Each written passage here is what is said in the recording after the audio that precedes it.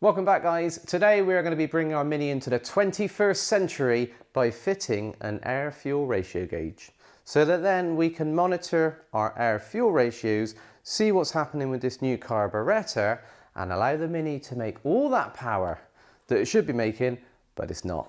Let's go and take a look.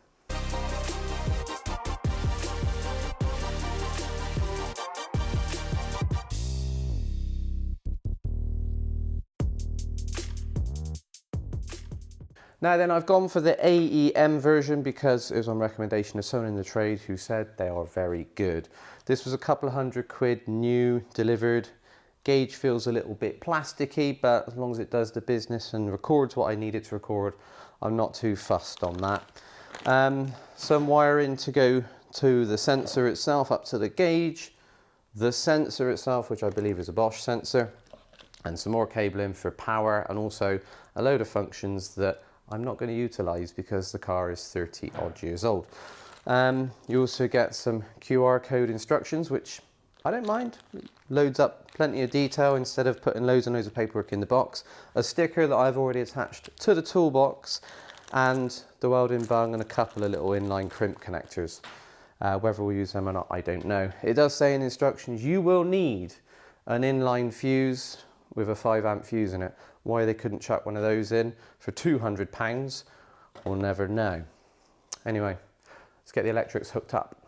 Right, as per instructions, we need an ignition switch live to power the gauge. Now, I've had a little look at the wiring diagram, and with the ignition key removed, top fuse is dead. And if we put the key onto the second position,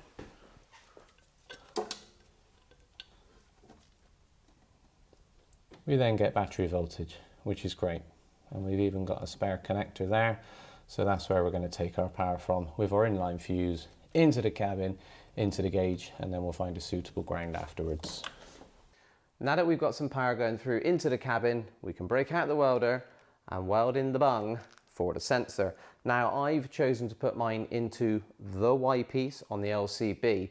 And also it's worth noting in the instructions, it says the orientation of the sensor needs to be 10 degrees above horizontal. But when you get underneath the car, you'll see that with the orientation of the exhaust in relation to the gear linkage, it's quite tricky. If you go up too high, you're hitting the tunnel, and you don't want to go too low because apparently it impacts the life of the sensor. So mine's a little bit of a compromise, but it's time to jump underneath, screw up the sensor nice and tight, and then try and reroute that massive plug up through the floor pan and into the cabin.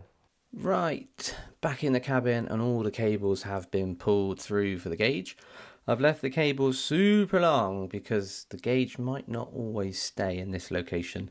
I've also made a very, very crude bracket to mount it next to the speedo. So hopefully I can see it nice and clearly whilst I'm driving along, and it also allows me to move the gauge and turn it round by the windscreen just in case I need to see it when I'm underneath the bonnet, revving the car and such like. I also might make a nice custom gauge pod for the car when I've added a few more gauges and finalised things a little bit more. Anyway, time to turn the key and see if it works.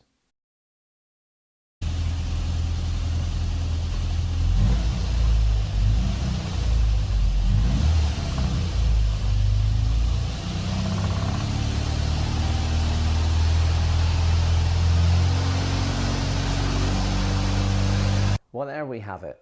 Air-fuel ratio gauge fitted, it works, the car runs, but now I can see the under load, the car is going super lean. I have set my idle, my air-fuel ratio at idle, and you should not richen it up to compensate for a flat spot or for a super lean condition under load.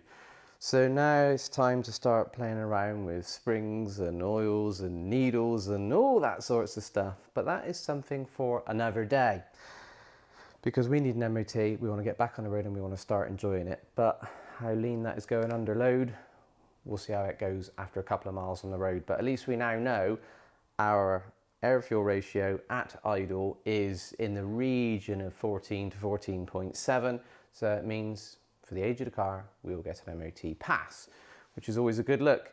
But as always, you fit one thing and that exposes a lot of problems, and then that causes you more and more work. But if it was all dead easy, we'd all find it boring. I love a challenge. Thank you very much for watching. Goodbye.